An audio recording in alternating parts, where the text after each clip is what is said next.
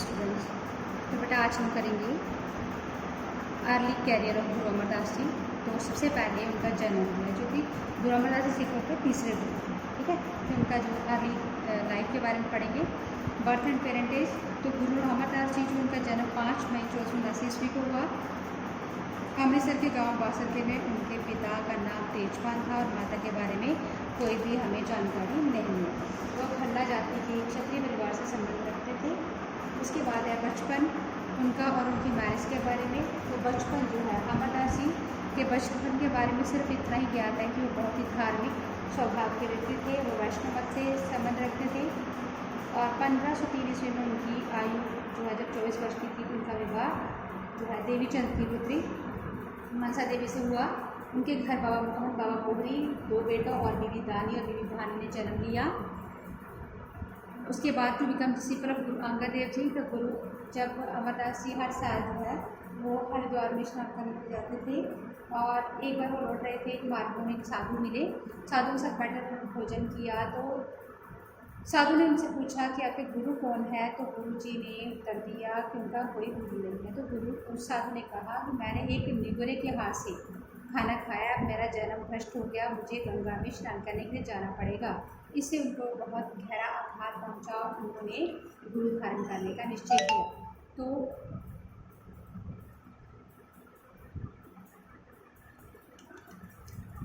संजोगवश उनकी जो बीवी अमरो वो उनके मुख से गुरु जी की वाणी सुनकर बहुत प्रभावित हुए और उनके पूछने पर उन्होंने कहा कि ये गुरु नानक देव जी की वाणी है और इससे उन्होंने अपने पिताजी से झोपड़ापन किया। तो वो गुरु जी से मिलने के लिए खडूर साहिब गए और वहाँ पे उनके दर्शन करके प्रभावित हुए कि वे उनके सिख बन गए। उस समय उनकी आयु जो है 62 वर्ष थी। गुरु गद्दी की प्राप्ति। तो गुरु अमरदास जी गुरु अंगद देव जी के सिख बनने के पश्चात खडूर साहिब में उनके चरणों में रहने लगे और वहाँ पे ही संगत की सेवा करते थे। व्यास नदी से पानी लेकर लौटते थे उनके स्नान करने के लिए। तो एक बार वो ऐसा कर रहे थे तो वो उनको ठोकर लगी और गिर गए। एक जुलाही ने पूछा कि कौन है, आवाज़ सुनकर। तो जुलाही बोली कि ये अवश्य अम्बु निथावा होगा। निथावा मतलब इसका कोई स्थान नहीं। धीरे धीरे ये बात गुरु अंगद देव जी तक पहुँची। तो उन्होंने गुरु जी को अमरदास जी को सम्मानित किया और कहा कि आज से वो निथावा नहीं होगा बल्कि निथावों का सहारा होगा। तो 16 मार्च 1552 इसमें गुरु अंगद देव जी ने गुरु अमरदास जी को गुरुगद्दी सौंप दी उनको। अब नेक्स्ट है अर्ली डिफिकल्टीज।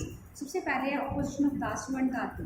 तो गुरु जी को सबसे पहला विरोध जो है दासु और धातु का सहन करना पड़ा क्योंकि वो गुरु अमरदास जी के अंगद देव जी के बेटे थे और बेटे गुरु के बेटे होने के कारण उन्होंने कहा कि उनका गद्दी पर पहला अधिकार है। तो एक बार तो उन्होंने जो है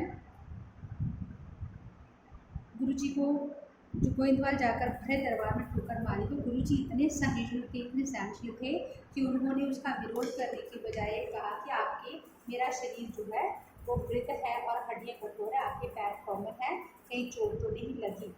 तो इसके पश्चात गुरु जी गोविंद सलपाल को छोड़ करके वो बासरके चले गए और दातू को सिख संतों ने अपना गुरु मानने से इनकार कर दिया। उसके बाद है बाबा श्रीचंद का विरोध। तो गुरु बाबा श्रीचंद गुरुनानक देव जी के पुत्र थे, उदासी संप्रदाय से संबंधित थे। तो ज्येष्ठ पुत्रों ने कहा गुरुगद्दी का अपना अधिकार समझते थे। उन्होंने गुरु अंगद देव जी का विरोध इसलिए नहीं किया क्योंकि उन्हें गुरुगद्दी गुरुनानक देव जी ने स्वयं सौंपी थी, परंतु गुरु अंगद देव जी के पश्चात उन्होंने गुरुगद्दी की प्राप्ति करने का प्रयत्न किया। तो उन्होंने गुरु अमरदास जी ने इस स्थिति का बहुत ही साहस से काम लिया। इसमें उन्होंने सिखों को स्पष्ट किया कि दासी संप्रदाय का सिद्धांत सिख गुरुनानक देव जी के संप्रदाय से बिल्कुल ही विपरीत है। Opposition of Muslim of Goindwal Sahib. तो गोइंदवाल साहेब के गुरु अमरदास जी की बढ़ती हुई ख्याति देखकर वहाँ के मुस्लिम सिखों से ईर्ष्या करते थे। उन्होंने सिखों से बहुत सारे उन्हें परेशान करना शुरू किया। वे सिखों का सामान चोरी कर लेते थे। व्यास नदी से जल भरकर लाने वाले सिखों के खड़े पत्थर माथे तोड़ते थे, तरह तरह से उनको यातनाएं देते थे। तो संतों ने एक रिश्वत लेना ठीक नहीं। उन्होंने ये ऐसा कहा कि संतों के लिए और सिखों को शांत रहने के लिए उन्होंने आग्रह किया। तो जैसा व्यक्ति बीजता है वैसा ही काटता है। यदि वह क्लेश बीतता तो क्लेश ही उसकी फसल होगी, यदि वह विष बोता तो उसको अमृत की आशा नहीं रखनी चाहिए। तो ऐसा उनका विचार था। तो जो है एक बार गांव में सशस्त्र व्यक्ति आ गए, उन्होंने मुसलमानों का उनसे किसी बात पर झगड़ा हो गया, दोनों पक्षों में काफ़ी झड़प हुई। इस बात का सिखों के मन पर गहरा प्रभाव पड़ा। उसको लगी कि मुसलमानों को परमात्मा की ओर से ये दंड उनके दुष्कार्यों के लिए मिला। इस प्रकार उनका सिख धर्म में विश्वास जो है वो और बढ़ गई। किस झड़प में बहुत सारे सिख मुसलमान जो मारे गए थे। उसके बाद ऑपोजिशन बाय हिंदू। तो हिंदुओं का विरोध जो है कैसे हुआ कि ये ब्राह्मण और क्षत्रिय हिंदुओं के विरोध का भी सामना करना पड़ा, क्योंकि सामाजिक सुधार करने के कारण सिखों में गुरु जी ने जो समाज सुधार किया था, संगत पंगत प्रथा चलाई थी, ऊंच नीच का भेदभाव खत्म किया था। इस ऐसा करने से ब्राह्मण को जो उनकी दुकानदारी बंद हो चुकी थी। गुरु जी के विरुद्ध लगाए गए आरोपों जब हिंदुओं का प्रभाव इस तरीके से कम होता गया, तो हिंदू धर्म के जो विरुद्ध उन्होंने जो प्रचार किया, तो गुरु जी के विरुद्ध जो ये आरोप लगाए गए कि वो हिंदू धर्म को बुरा बोलते हैं। तो अकबर ने गुरु साहिब को अपने दरबार में बुलाया। गुरु अमरदास जी ने अपने सबसे योग्य श्रद्धालु बेटा भाई छेटा जी को भेजा। तो भाई छेटा जी ने जो है मिलने के पश्चात अकबर ने को शनि गुरु जी पर लगाए हुए सारे के सारे दोष मिलते हैं। फिर भी अकबर ने गुरु साहिब को हिंदुओं की शंकाएं दूर करने के लिए उनके तीर्थ स्थानों पर जाने का अनुरोध किया। जब अकबर ने ये घोषणा की गुरु उनके अनुयायियों से तीर्थ यात्रा कर ना लिया जाए और गुरु अमरदास जी ने इसे सिख धर्म का प्रचार करने के लिए एक अच्छा अवसर मिला और वे हिंदू धर्म स्थान पर गए और उन्होंने सिख धर्म का प्रचार किया। उसके बाद developmental work of the Sikhism. सबसे पहले कंस्ट्रक्शन ऑफ बाउल। तो गुरु अमरदास जी ने सिख पंथ का विकास करने के लिए सबसे पहला कदम उठा गोइंदवाल साहिब में बाउल का निर्माण करवाया। तो इसमें उन्होंने जो है 1552 ईस्वी में आरम्भ करवाया और 1559 ईस्वी में संपूर्ण हुआ। और इस बौली के निर्माण के पीछे गुरु साहिब के दो उद्देश्य थे। पहला उद्देश्य यह था कि वह सिखों के लिए एक अलग तीर्थ स्थान है, और दूसरा जो है जो पानी की समस्या लोगों की वो दूर हो गई। और इस बाउली पर पहुंचने के लिए 84 पीढ़ियाँ थी। और गुरु जी ने ये कहा था कि जो हर घोड़े पर बैठ करके शुद्ध हृदय से जपजी साहिब का पाठ करेगा, पाठ के पश्चात बाउली में स्नान करेगा, उसको 84 लाख जोनियों से मुक्ति मिलेगी। इस तरह से ये जो गोइंदवाल साहिब ने जो निर्माण है इसका प्रचार दूर तक हो गया। लंगर प्रथा को एक्सपेंड करना। तो गुरु जी ने गुरु नानक देव जी द्वारा चलाई गई लंगर और पंगत प्रथा को भी आगे कंटिन्यू किया, बहुत प्रचार किया, वाणी का संग्रह किया। गुरु अमरदास जी का अगला कदम जो था वाणी का संग्रह करना था। तो गुरु साहब ने 207 शब्दों की रचना की। ऐसा करके एक तो उन्होंने गुरु अमरदास जी ने मिथ्या और नकली शब्दों को गुरुओं की वाणी से सम्मिलित होने से बचा लिया। दूसरा उन्होंने आदि ग्रंथ आदि साहिब के संकलन में भी सामग्री खत्म हो गई उनके लिए। उसके बाद मंजी प्रथा। तो मंजी प्रथा क्या बेटा, सिख धर्म का बहुत प्रचार हो चुका था। तो उस समय जो है गुरु अमरदास जी ने सिखों की संख्या में वृद्धि होने के कारण उन्हें प्रत्येक सिख से मिल पाना बहुत मुश्किल था। इसलिए उन्होंने अपना देश को दूर तक पहुँचाने के लिए जो 22 मंजिल की स्थापना की। और मंजिल की स्थापना एक ही समय पर नहीं की थी, बल्कि ये लगातार गुरुकाल के दौरान चलता रहा। और वहाँ पे जो मुख्य था उसको मंजिला कहा जाता था। मंजिला गुरु जी का संदेश जो है सिख लोगों को संगत तक पहुँचाता था और जो है उनका उचित मार्गदर्शन करता था। उसके बाद रेनाउंसिएशन ऑफ द सेक्ट। तो हमने पहले भी पढ़ लिया कि गुरु अमरदास जी ने बाबा श्रीचंद जी की जो उदासी मत थे उस धर्म को उसमें सम्मिलित होने से बचाया। उसके बाद सोशल रिफॉर्म। तो समाज सुधार जो है उन्होंने जो एक महान समाज सुधारक थे, उन्होंने उस समय के हिंदू समाज में जाति और शूद्र जाति की जो प्रथा है उसका विरोध किया।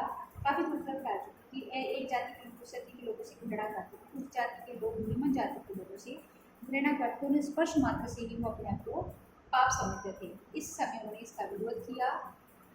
तो गुरु जी ने जो है उस समय भारतीय धर्म की भावना का प्रचार किया और समाज में प्रचलित जो सती प्रथा उसका भी डटकर विरोध किया। उनका क्या मानना था, सतिया एहना आखी जो बढ़िया लग चलन, सतिया से नान का जो विरहा चोट मरण, कि सती उसको सही मायने में उसको कहा जाएगा जो विरहा की चोट में मरे, जो कि पति के साथ चिता में जलकर मरे, उसको असली सती नहीं कहा जाएगा। तो उन्होंने व्यर्थ के रीति रिवाज आडम्बरों का विरोध किया। तो उन्होंने जो है विवाह के लिए जो सरल रस्में बनाई, लंबे जोड़े कर्मकांडों की जगह पे उन्होंने जन्म, विवाह, मृत्यु अन्य अवसरों पर पढ़ने के लिए अनंत साहिब नामक वाणी की रचना की। इसमें 40 बोलियाँ हैं। उसके बाद अकबर विजिट गोइंदवाल साहिब। तो गुरु अमरदास जी के काल की एक महत्वपूर्ण घटना थी अकबर का गोइंदवाल साहिबाना। 1567 ईस्वी में अकबर ने अपने चित्तौड़ अभियान के समय गुरु अमरदास जी को इस अभियान की सफलता प्राप्ति के लिए अरदास करने के लिए कहा। जब वो सफल होकर गुरु जी के दर्शन करने के लिए अरदास ईस्वी में आया, उसने गुरु अमरदास जी को मिलने के पश्चात पहले संगत में लंगर का प्रसाद लिया और उसके बाद गुरु जी से मिला और उन्होंने गुरु जी के काम की जगह पेश की, तो गुरु जी ने जगह देने से इनकार कर दिया। सिख लंगर के लिए उन्होंने कहा कि सिख लंगर की बहुत आदत है, इसलिए उन्हें किसी अन्य वस्तु की आवश्यकता नहीं। तो अकबर की इस यात्रा को सिख इतिहास में बहुत ही महत्वपूर्ण स्थान प्राप्त है। नॉमिनेशन ऑफ द सक्सेसर, तो गुरु जी ने 1564 ईस्वी में ज्योतिषी समाने से पहले भाई जेठा जी को अपना उत्तराधिकारी नियुक्त किया। भाई जेठा जी गुरु अमरदास जी के दामाद थे। तो भाई जेठा जी और उनकी पत्नी बीबी भान ने भी सेवा और नम्रता की सेवा बहुत पसंद थी, इसलिए उन्होंने ना केवल भाई जेठा जी को अपना उत्तराधिकारी नियुक्त किया, बल्कि उस समय से उन्होंने गुरुगद्दी को भी पैतृक कर दिया। और गुरु अमरदास जी 1 सितंबर 1574 ईस्वी में ज्योतिषी संभाले। उसके बाद एस्टिमेशन ऑफ द अचीवमेंट, तो उनके जो कार्य हैं उनकी एस्टिमेशन क्या है। गुरु जी ने सिख धर्म का प्रचार करने के लिए जो बहुत कार्य किए, बहुत पक्षीय उन्नति की। उन्होंने गोइंदवाल साहिब में एक नया स्थान बनाया, लंगर प्रथा का विकास किया, अपनी वाणी की रचना की, आदि ग्रंथ में सम्मिलित किया। उन्होंने विवाह के लिए जन्म मरण से संबंधित रीतियों का जो है सरल भाषा में जो वाणी तैयार की। हिंदू रीति रिवाजों को जो उन्होंने विरोध किया, उदासी मत का विरोध किया। इस तरह से उन्होंने सिख धर्म का काफ़ी विकास करने में सहायता की।